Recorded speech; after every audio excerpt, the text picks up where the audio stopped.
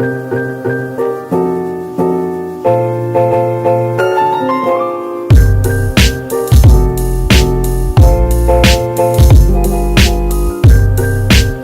quelqu'un veut investir par exemple dans l'immobilier, il se fait 2 ans en camion aménagé, s'il est dans ce trip là évidemment, Ouais.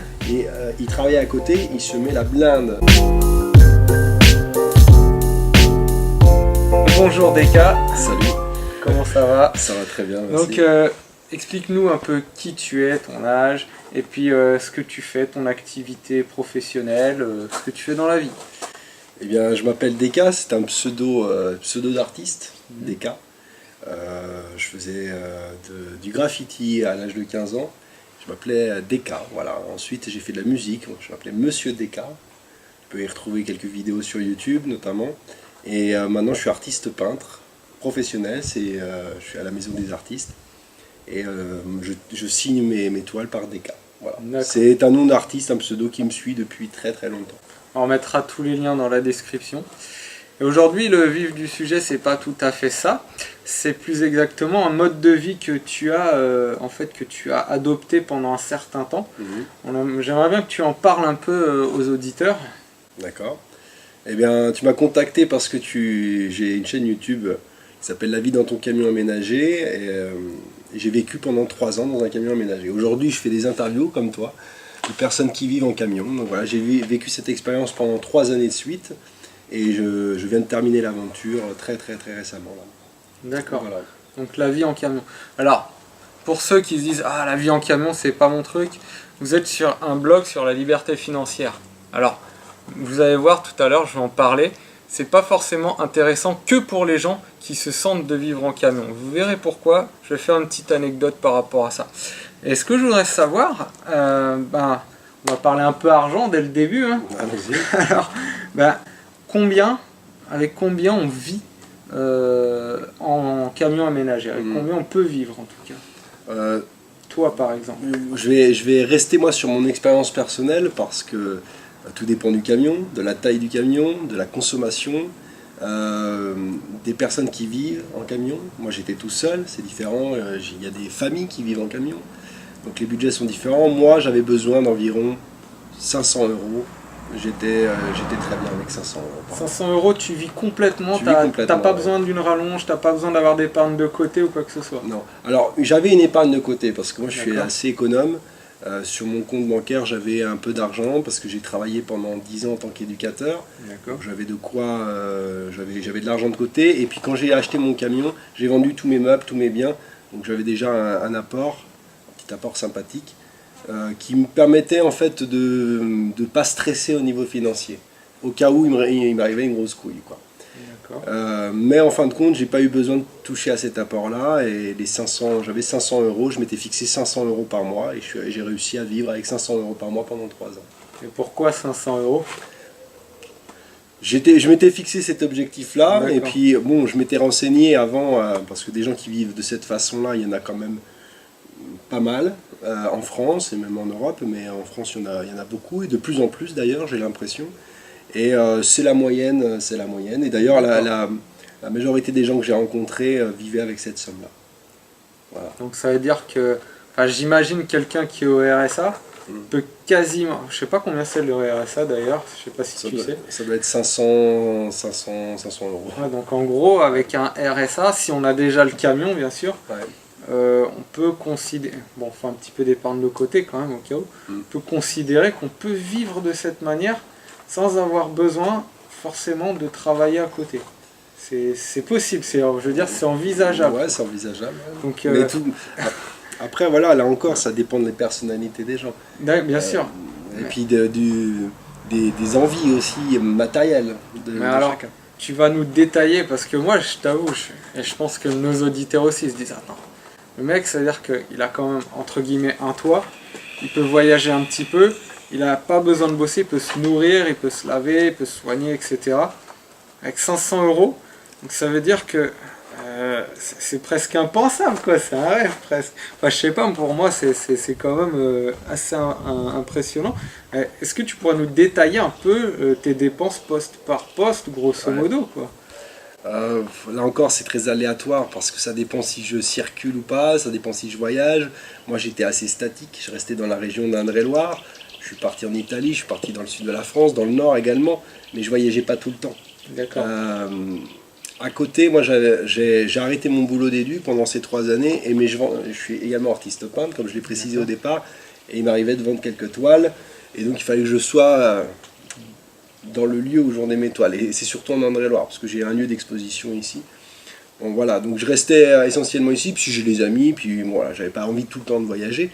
Donc en termes de carburant, je ne consommais pas énormément, tu vois. Je dirais une centaine d'euros par mois, c'était bien suffisant pour les objectifs et les projets que j'avais. Après, quelqu'un qui veut partir en Europe et qui veut tout le temps voyager, là, il faut augmenter le budget. 500 euros, ça risque d'être court. Alors que quelqu'un qui voyage pas trop, 100 euros pour l'essence, après il doit avoir à peu près, on va dire 300 euros pour se nourrir, etc. Et puis 100 euros pour l'assurance, on va dire tous les à côté. L'assurance, tu payes 30 euros, 35 euros par mois. J'avais une mutuelle, puisque je ne travaillais plus, donc j'avais une mutuelle d'une trentaine d'euros. Qu'est-ce que j'avais aussi? Mon téléphone portable. Ah oui, parce que même si on est un camion ménager, on reste quand même... Alors moi j'apprécie la technologie quand même malgré tout, puis rester en lien c'est toujours agréable, puis d'avoir internet aussi, il y a des amis sportifs qui passent, c'est toujours donc une vingtaine d'euros pour le téléphone portable. En termes de nourriture, alors il faut savoir que j'ai changé mon mode d'alimentation aussi avec ce mode de vie là. D'accord. J'évitais de faire des grosses bouffes bien grasses, j'aime bien, hein, j'adore manger, mais je suis allé sur un mode de nourriture plus restreint. C'était du riz, des légumes au marché, de l'eau, les coca et tout ça, c'était terminé. Ouais. L'eau en plus c'est gratuit. La viande quand même, non? Pas trop de viande, je mange pas trop de viande. D'accord. Alors, à part de la viande de qualité. Voilà, donc j'ai beaucoup maigri d'ailleurs pendant ces 3 années-là. Donc voilà, en termes d'alimentation, c'était pas un souci. Parce que j'avais pas des besoins exceptionnels aussi. D'accord. Mais en même temps, c'est un mal pour un bien parce qu'en fait c'est meilleur à la santé de manger comme ça. Ouais. Mais après on n'est pas forcément obligé de vivre en camion aménagé pour se nourrir correctement. Bien sûr. J'ai vu qu'il y a plein de gens aujourd'hui qui s'intéressent à l'alimentation. La nourriture industrielle, moi je l'ai complètement zappé de mon alimentation.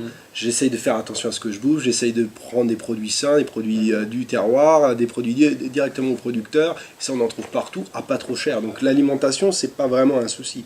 Effectivement si on achète beaucoup de viande, si on achète beaucoup de poissons, bon, le budget peut commencer à monter. Puis aussi des marques, voilà, les bonbons, les Mars, tout ça. Moi c'était pas mon alimentation, donc c'était pas un souci. D'accord. Ouais, bah, moi pour la petite anecdote, moi je pratique le paléo. Donc je parlais du paléo, effectivement moi je pratique le paléo. Donc vous chercherez sur internet, la plupart d'entre vous doivent connaître ce que c'est puisque la plupart des mentors le pratiquent aussi. Donc moi ce que j'aimerais aussi c'est que tu nous décrives un peu à l'intérieur de ton camion comment ça se disposait. Bon là aujourd'hui tu l'as vendu, on en parlera après. Je l'ai vendu il y a 3 semaines. Mais comment c'était disposé, comment on vit dans un camion T'étais tout seul, vous étiez plusieurs? Alors moi j'étais tout seul de toute façon, donc c'était un 208D Mercedes de 91, c'était considéré comme un utilitaire sur la carte grise, mais aménagé comme un camping-car. Donc j'avais de l'eau, un lavabo, voilà, j'avais 100 litres d'eau propre et aussi une cuve avec 100 litres d'eau pour l'eau usée. J'avais du gaz pour faire donc deux plaques de gaz, je ne sais plus trop comment ça s'appelle. Là pour faire les œufs, pour faire l'eau, une petite gazinière, petite comme ça quoi. De toute façon t'as des vidéos, les internautes pourront voir. J'avais également j'ai un canapé qui se déplie, qui fait lit, donc ça, en gain de place c'est bien. J'avais une petite bibliothèque avec tous mes livres, ça c'est important aussi, parce que ça permet dans les longues soirées d'hiver parce que j'avais pas la télé, Bon, j'aime la lecture, donc je crois que c'est nécessaire quand on part comme ça en voyage, et tous les voyageurs. Apprendre, il faut lire. Aussi, moi, je dis toujours, moi aussi, là je suis en voiture, j'ai toujours des livres sur le business ou autre, mais c'est important. C'est un trésor. D'accord. Donc On va montrer un peu les photos, vous verrez comment ça s'aménage. Il y avait combien de mètres carrés à peu près à l'intérieur? Je crois qu'on était à 7 mètres carrés. Quoi. 7 mètres carrés. 6 ou 7 mètres carrés. D'accord. En comptant tu sais que 9 mètres carrés, c'est pas interdit de le louer en résidence principale. Moi, personnellement, je loue des 11 mètres carrés. On met tout dedans. Ouais. Et ça pourrait être un gros camion aménagé. C'est aménagé pour ça, de toute façon, pour un gain de place. Alors effectivement, on n'y fait pas des grosses fêtes avec 60 personnes dedans. C'est vraiment un truc très restreint. Et c'est ce que je cherchais aussi, c'est de vivre avec un minimum. Savoir si j'étais capable de vivre avec le minimum. Aujourd'hui, l'expérience est faite et m'a prouvé que c'était envisageable. C'est vraiment un trip, il faut le prendre comme un délire. Mais après, ce qui est intéressant aussi, c'est que tu peux pousser les murs, entre guillemets, dans le sens où tu peux, je sais pas, déployer une tonnelle et te faire une petite véranda ou des trucs comme ça, et là, tout de suite, tu gagnes le double. Moi, mon jardin, c'était la Loire, mon jardin, c'était là où je me posais, donc j'essaie de trouver des endroits magnifiques, les bords de plage, voilà, ça c'était mon jardin. J'avais 9 mètres carrés habitable, on va dire, mais j'avais l'univers pour moi, quoi. Combien t'as payé ce camion? 8 000 €. Et combien tu l'as vendu? 8 750. Donc t'as fait une plus-value, comme dans l'immobilier. Ouais, en fait Mercedes avec ses Mercola, c'est comme les Harley Davidson, ça se décode pas. Et ça se recherche beaucoup. Celui-là, en plus, il avait la particularité d'être connu parce que je tiens donc cette page La vie dans ton camion aménagé. Donc j'ai même pas eu besoin de le mettre sur le bon coin, c'était les internautes qui l'avaient vu. Et il faut savoir également que j'ai investi beaucoup dans ce camion-là en termes d'électricité. J'ai refait pas mal de choses dessus qui m'ont coûté, bien sûr, qui m'ont coûté de l'argent. Donc il valait vraiment le prix que je l'ai vendu. D'accord. En fait, tu t'y retrouves quoi entre les deux. Ouais, je m'y suis retrouvé, et puis la personne qui l'a acheté s'y est retrouvée aussi, puisque c'était vraiment un véhicule convenable, propre. Moteur impeccable, voilà. Moi j'ai jamais eu de soucis en 2 ans mécanique, à part les soucis d'usure, quoi, les pneus et les plaquettes de frein, enfin tout ça, quoi. Tu dépensais pas beaucoup, mais est-ce que ça t'est déjà arrivé d'être un peu short financièrement pendant cette période? Non. Et tu connais des gens, par exemple, imaginons moi je suis un peu short, qu'est-ce que tu me conseillerais de faire pour pouvoir un peu, voilà, si je veux voyager, si je veux avoir mon confort, etc. Qu'est-ce que tu aurais imaginé comme solution? Pour ma part, après, donner des conseils aux autres, c'est plus compliqué, mais en tout cas, moi j'ai la chance d'être diplômé. J'ai un diplôme de moniteur éducateur qui me permet à n'importe quel endroit de France de travailler. En CDI, c'est compliqué, mais par contre, en remplacement, ils recherchent beaucoup de moniteurs éducateurs dans le social. Donc, d'ailleurs, c'est ce que j'ai fait à la fin de mon expérience, où j'avais envie de gagner un peu plus, donc j'ai retrouvé un travail. Donc, voilà. Mais même sans être diplômé, on peut très bien trouver un boulot de serveur pendant 1 mois sur la côte, histoire de saisonnier, histoire de renflouer un peu les caisses et de repartir avec l'esprit plus clair, quoi. Enfin, avec moins de peur et de crainte au niveau financier. Moi, j'ai toujours eu ces craintes-là, c'est pour ça que j'ai toujours un peu d'argent de côté, ça permet un peu de souffler. Bon, il s'avère que mon expérience était positive, puisque j'ai jamais été short, comme tu dis, j'ai jamais été en galère de thunes, et comme je te dis, j'avais quand même un apport financier en cas de galère. Bon, là, il y en a, ils vont peut-être zapper au bout d'un moment parce qu'ils vont pas se reconnaître dans ton style, mais dans ton expérience. Mais pourquoi? Parce qu'ils vont me dire, ah ouais, mais moi j'ai une famille. Est-ce que tu connais des gens qui font ça en famille? Ouais, bien sûr. Ça existe. Oui, bien sûr. J'en ai rencontré plusieurs. Et d'ailleurs, j'ai fait un interview d'une famille, d'un couple et un petit bébé qui vivait dans un Merco PL. Donc c'est un poids lourd, un peu plus grand, magnifique. Version studio. Vaut mieux un véhicule plus grand que celui que j'avais, ça c'est certain. Et si on en a un enfant, d'autant plus. Il faut qu'il ait un minimum pour sa santé, pour pouvoir le changer, pour qu'il puisse dormir dans de bonnes conditions, que ça soit pas pollué. Là, ouais, il faut monter le budget. Là, on est dans autre chose. Moi, je ne conseille pas à un couple avec enfants, et notamment en bas âge, de vivre dans un camion comme le mien. Parce que trop petit, parce que pas du tout adapté. Mais par contre, des poids lourds, carrément, c'est envisageable. Est-ce que tu pourrais un peu nous expliquer une journée type dans ton camion? Une journée type? Ouais, une journée classique. Faut imaginer que les journées se ressemblent, sauf que les journées ne se ressemblent pas. Pour moi, en tous les cas, dans cette expérience durant ces 3 ans, ça dépend aussi du temps. S'il pleut, on est enfermé dans son camion, donc là on est dans la lecture, on est on va faire un tour, on essaie de trouver un abri. Quand il fait beau et qu'on se retrouve au bord de plage, ben voilà, voilà, une journée type c'est compliqué. C'est une journée comme tout le monde, quoi, hein, j'ai envie de te dire, sauf qu'on vit en camion, c'est tout. D'accord. C'est compliqué. Enfin, comme tout le monde, il y a beaucoup de gens, c'est métro, boulot, dodo. Là. Je pense que c'est pas forcément comme... Ouais, c'est pas, ce que je souhaitais. Chacun souhaite, chacun souhaite avoir sa vie, mais ça peut peut-être... Et en hiver, comment ça se passe en C'est hiver? plus compliqué, il faut être un guerrier, là. Là, faut être un guerrier. Ça m'a fatigué, moi, l'hiver. Trois hivers de suite. Voilà, je pense que c'était le dernier. Enfin, c'était le dernier, là. Mais tu restais en France métropolitaine? Ouais, moi, je restais en France. La majorité des gens qui vivent de cette façon-là, ils descendent au Maroc, ils descendent dans ces pays-là un peu plus chauds et ils se font plaisir, ils ont bien raison. Moi, c'était pas cette optique-là que je recherchais. C'était pas vraiment une optique de voyage, c'était plus me retrouver avec le minimum matériel et voir si je pouvais vivre de cette façon-là.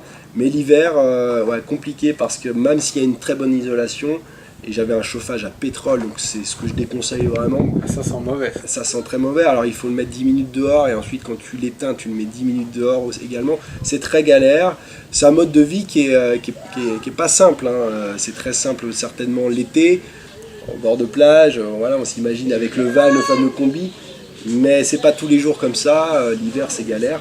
Et là mentalement, il faut être très fort. D'accord.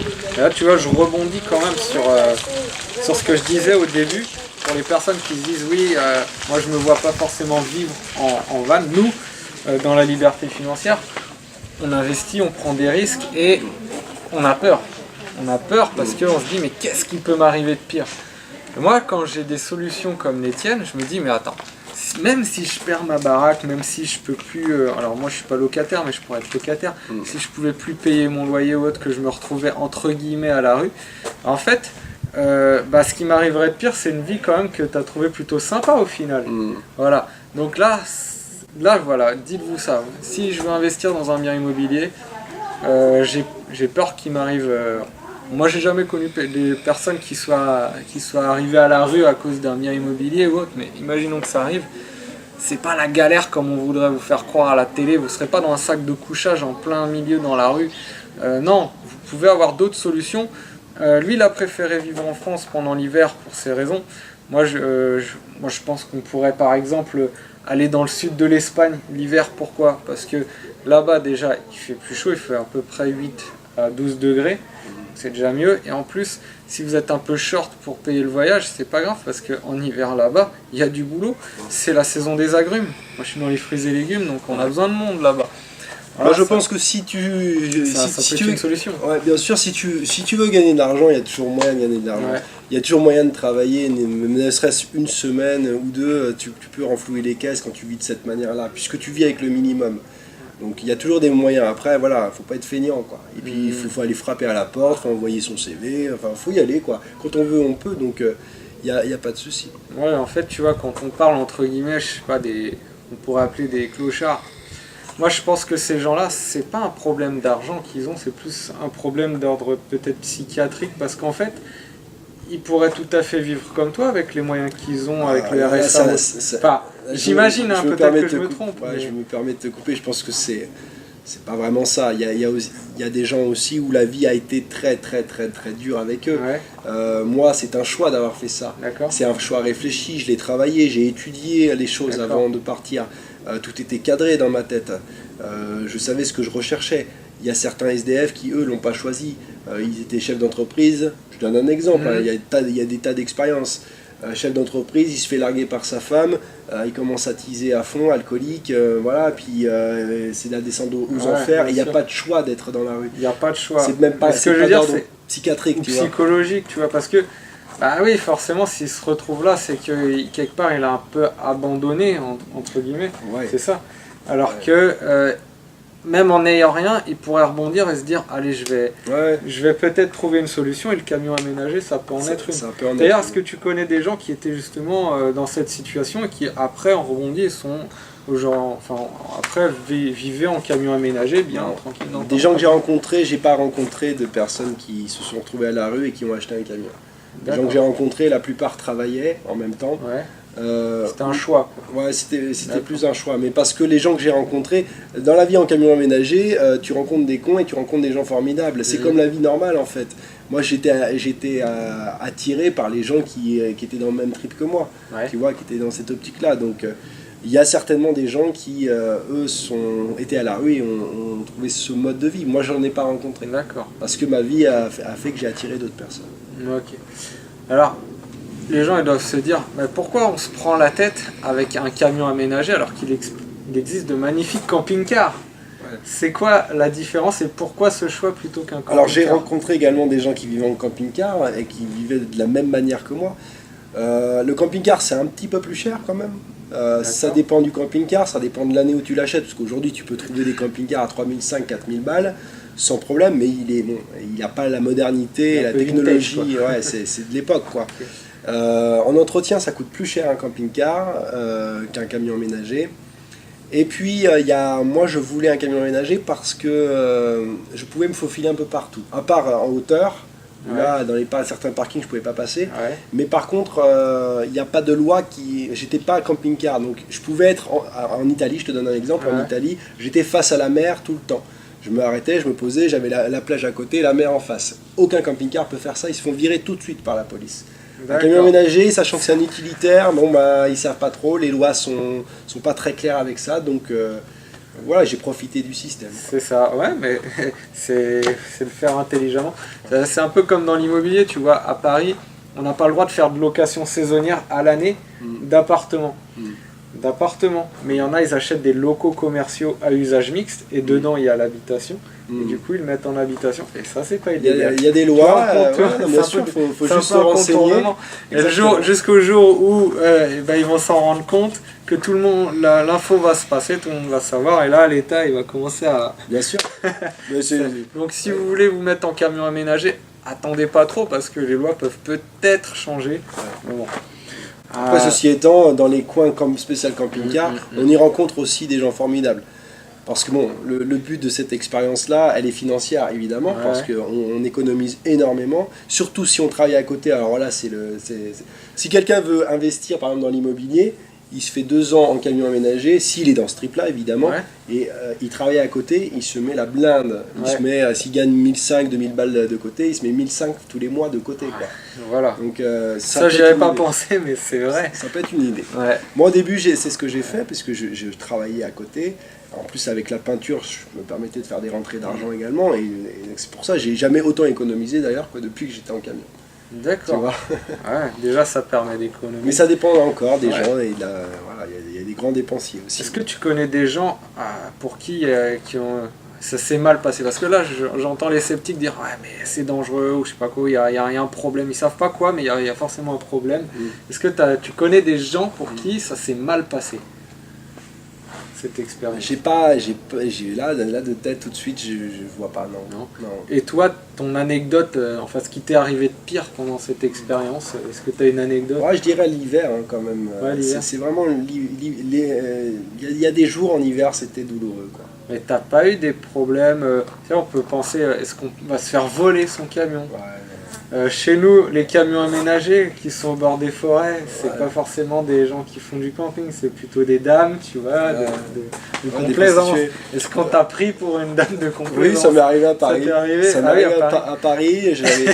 J'avais dormi à côté de, comment ça s'appelle, la place de l'Étoile avec l'Arc de Triomphe. Alors maintenant on peut plus y aller parce que de toute façon les véhicules de 91 c'est terminé, on peut plus aller sur Paris. Mais à l'époque c'était possible. Et donc j'ai eu la chance de mettre mon camion juste à cet endroit-là. C'était un très beau quartier. Et j'ai mis mon camion là, donc ça faisait un peu de tâche avec les belles bagnoles qu'il y avait à côté. Bref, moi je me suis fait... Non mais t'as vécu place de l'Étoile quoi. J'ai vécu place de l'Étoile, 2 fois. Avec 500 balles par mois. Voilà les amis. Tout est dit. Alors, il y a un mec qui a frappé à mon camion et qui m'a... voilà, il voulait une fellation.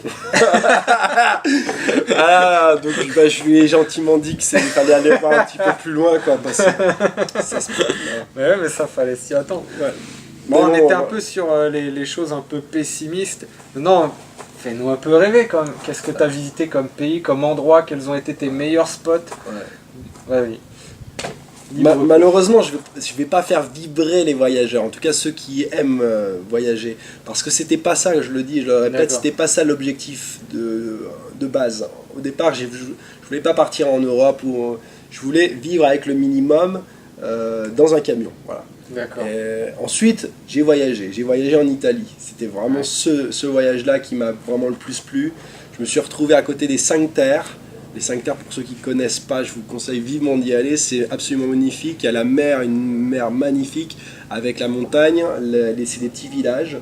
Il y en a plusieurs. On peut même y aller en train. Enfin, c'est juste splendide. Et moi, j'ai posé mon camion ici pendant une semaine dans cet endroit-là. Et je me souviens de la première soirée. Je me pose et en face donc la mer et tout au bout de l'horizon je vois 4 petites tornades quoi. Un truc de fou. Et en fait je vois le lendemain plein de camions aménagés arriver. Et je me dis c'est quoi le délire? Et en fait il y avait des planches de surf. On est en Méditerranée, il y a des surfeurs, c'est quoi le délire quoi? Et en fait, c'est Brise de Nice. Ouais voilà c'est ça. Ils sont fous quoi. Ça se passe dans l'océan normalement. Et non, en fait, il y a une tempête assez connue à cet endroit-là. Et je suis arrivé le jour où il y avait cette tempête-là. Et effectivement, des vagues d'1 mètre, 1 mètre 50 pendant 3-4 jours. Et donc, tous les surfeurs à côté de moi, c'était magique. J'ai rencontré d'ailleurs des Tourangeaux juste à côté, qui s'étaient garés juste à côté. Donc, je me suis fait quelques copains. Et le cadre, un cadre splendide. Pour que dalle, moi j'ai rien payé, donc à part le carburant. Donc c'était splendide, voilà. Ça c'était mon meilleur spot et je dirais même ma meilleure expérience durant ces 3 ans et demi.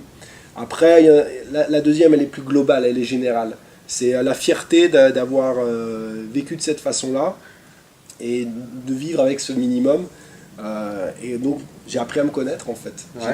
J'ai dû aller voir mes peurs, mes craintes, je les ai affrontées, je les ai regardées déjà d'une part, ensuite... C'est un moyen de sortir de sa zone de confort. Ah, complètement. Le mental a besoin de ça de toute façon, de temps en temps de sortir de ce qu'il connaît et de voir qu'il peut s'adapter aussi à ces choses-là. Et l'adaptation c'est une bonne chose, mais même dans l'immobilier, pour quelqu'un qui se lance dans son premier appartement, c'est voilà, il a des peurs, des craintes, il le fait, puis il se rend compte qu'il peut le faire. J'ai un mentor, c'est ce qu'il disait. Il disait dans une cour de récréation, celui qui réussit dans la vie, c'est pas le gros bras qui casse la gueule à tout le monde, c'est même pas l'intellectuel, c'est celui qui sait s'adapter. Ouais, l'adaptation, c'est un grand pouvoir. Faut pas arriver avec ses idées reçues et dire ça va se passer comme ça, sinon c'est mort. Et donc, au bout de 3 ans, vente du camion, donc il n'y a pas très longtemps. Donc là, il y a 3 semaines. Pourquoi? Et est-ce que tu regrettes? Pas du tout, je regrette pas parce que déjà d'une part, je l'ai vendu à quelqu'un de... Alors je me suis autorisé le choix, à faire le choix de cibler la personne que je voulais... de vendre ce camion à quelqu'un que je ressentais en fait. Voilà, et c'était une femme nantaise qui a décidé, elle, de partir en Europe avec le camion. Je l'ai appelé le Georges V, le camion, d'ailleurs, parce que j'ai un copain, la première fois qu'il est venu rentrer dans le camion, il m'a dit on dirait l'hôtel Georges V, l'hôtel de luxe. Non mais c'est vrai qu'il est beau. L'intérieur était magnifique, et l'extérieur aussi. Donc non, je regrette pas, et j'ai vendu ce camion parce que j'étais fatigué en fait. Alors ça va faire rire certaines personnes certainement, puisque j'ai connu des gens qui vivaient depuis 17 ans en camion et qui avaient une pêche d'enfer. Moi personnellement, je suis pas... J'ai vécu cette expérience, mais j'étais pas passionné par les camions aménagés. C'était pas mon rêve ultime, c'était juste un trip, un délire. Et l'hiver, en plus de ça, j'ai fait un remplacement d'éduc en hiver. La fin de l'hiver de cette année-là a été difficile. Je l'ai fait, j'étais fier de l'avoir fait, mais là, le 3e hiver, ça commençait un peu à me fatiguer. J'avais envie de douche chaude. Superbe siège poids lourd qui permet d'avoir une relaxation totale lors de ta conduite. Et puis tu as une petite soif. As-tu une petite soif? Très simple. Ici, ordinateur de bord. Batterie moteur, waouh, ça fonctionne. Batterie solaire, panneau solaire, waouh, ça fonctionne très bien. Ici, on a la flotte. J'appuie ici. Oula, petit voyant rouge, ça veut dire que j'ai plus trop de flotte. J'allume le petit moteur et en dessous de ça, et puis je te laisse te servir mon ami. Sers-toi, bois l'eau fraîche, l'eau de l'amour, l'eau de la vie. Voilà, si tu as soif, n'hésite pas à venir, c'est gratuit. Georges V, une putain de merveille. Voilà. Une merveille, une merveille.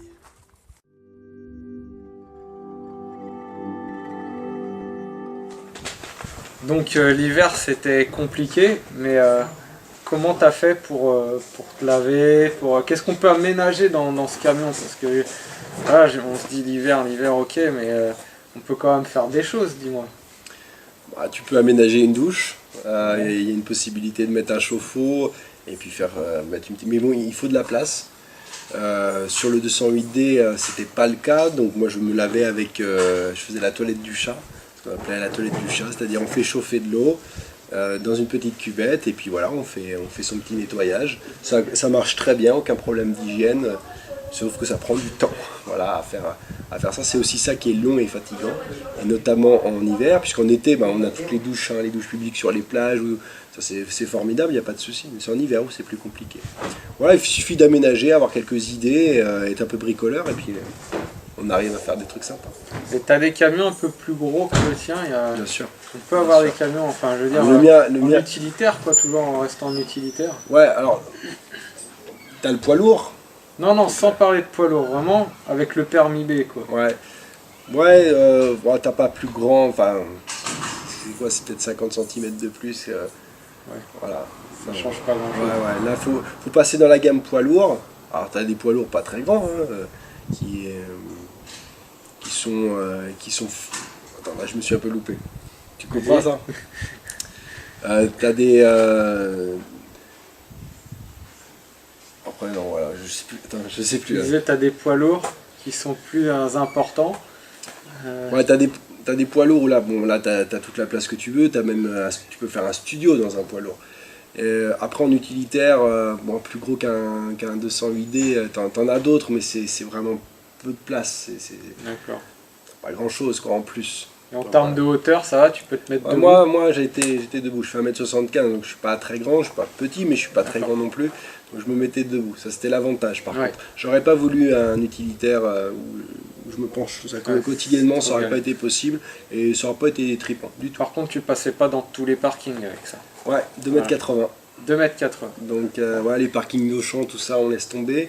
Faire les courses, c'est plus galère, t'es obligé d'aller dans les supermarchés où c'est... Ouais. Quoique la barre, en fait, la barre, ils la mettent pas dans les supermarchés, enfin les Auchan, sans faire de publicité, mais voilà, parce que c'est galère pour beaucoup de gens. Il y a beaucoup de gens qui ont des utilitaires, donc ils peuvent pas aller faire leurs courses, et eux c'est business, donc ils ouvrent. C'est plus les soirées où tu peux pas rentrer dans des structures comme celle-ci, parce que pour éviter les squats aussi, tu sais, des gens du voyage ou qui squattent un peu partout, enfin dans des lieux qui sont pas toujours autorisés. Donc voilà, c'est pour ça qu'ils mettent ces barres là, mais moi j'ai jamais eu de soucis. C'est les ponts aussi. Ouais. Il y a certains ponts où tu peux pas circuler, mais bon, 2m80 ça va, tu peux à 90% tu peux pas aller. Tu parlais des gens du voyage, justement, une question bonus qui vient. Est-ce que tu as eu une relation avec ce qu'on appelle les gens du voyage, les tziganes, gitans et autres, ou c'est on va dire deux mondes à part? Alors, les tziganes, les gens du voyage, tout ça c'est des communautés différentes déjà. Moi je me considérais presque comme j'étais un voyageur, tu vois, donc j'étais un peu agitant dans un sens. Mais j'ai pas rencontré de communauté, c'est des communautés à part, ils vivent ensemble. Mais j'ai croisé la route de certaines de ces personnes-là et ils sont toujours admiratifs et curieux des gens qui vivent de cette façon-là. Et puis ils regardent toujours un peu le camion, voir comment il est, mais jamais eu de soucis. Avec personne d'ailleurs. Après c'est un état d'esprit. Des cons j'en ai rencontré, ça dépend aussi de la manière dont on va leur parler. Il n'y a jamais eu de problème. Ça dépend vraiment de l'état d'esprit. Donc l'idée reçue, vous allez vous faire insulter, vous allez vous faire dégager, vous allez vous faire voler, vous allez vous faire prendre pour une prostituée. C'est que anecdotique quoi. Mais en fait, c'est anecdotique. On les sort parce que justement ça fait marrer les gens. Ouais. Mais c'est vrai. Je dirais, on a peut-être plus de problèmes avec. Moi j'ai ma maison maintenant. Je flippe plus aujourd'hui de me faire voler quand j'avais mon camion. Ah ouais. Pourtant, il y avait mon matos dans le camion, il y avait mon appareil photo, il y avait mon ordinateur. Et t'avais aucune sécurité, parce que moi j'ai un copain qui lui pour le coup c'est pas un camion aménagé, c'est un vrai artisan. Et il s'est fait piquer son camion dans une résidence fermée avec le portail et tout. Ouais. Donc alors aujourd'hui il a mis un espèce de verrou qu'il y a derrière la porte et il est géolocalisé, si son camion il sort, c'est direct. Ça c'est une bonne chose. Portable. Tu avais ça toi? Ça c'est une très bonne chose. Non, j'avais pas ça. En fait, je repars de l'état d'esprit, c'est-à-dire que plus on a de peur, plus on se concentre sur les peurs et plus on finit par les créer, les peurs. Ouais. Si j'ai tout le temps peur de me faire agresser par les gens quand je suis dans la rue, mon attitude fait que ça se ressent et la personne qui a envie de m'agresser va savoir que là je suis la victime idéale. Donc moi j'ai pas cet état d'esprit, c'est-à-dire que les peurs et les craintes, dès que je les ai, j'essaie de les analyser pour ensuite les mettre de côté. Mais je les regarde avant pour savoir si c'est une fausse crainte ou une mauvaise crainte. Il ne faut pas confondre la peur et la prudence. Moi j'ai été prudent. Quelqu'un qui va verrouiller, qui va me mettre dans un truc sécurisé, etc., il part déjà avec cette crainte de se faire voler. Ouais. Moi, je suis volé. Mais lui, il s'était déjà fait piquer, donc c'est normal qu'il avait du matos. Et puis c'était pour des questions d'assurance, parce que sinon, la deuxième fois, on ne l'assurait plus. Ouais, mais c'est normal. Bon, moi j'ai eu la chance, voilà, j'ai eu peut-être de la chance, une bonne étoile, je me suis jamais fait voler, jamais braqué, jamais que dalle. Et je pense que les risques sont les mêmes que si on vivait en maison, l'agression elle est partout pareil. Faut pas moi, j'ai une méthode infaillible, en tout cas pour moi elle a été infaillible. Si tu veux voir je te conseille pas d'aller la voir, mais si tu vois ma voiture, il y a chaussettes, slip, PQ sur le tableau de bord. Et ça, je ne me suis jamais fait cambrioler. Ou alors il y a une autre technique. Alors là, toi tu as du matériel, donc vaut mieux éviter.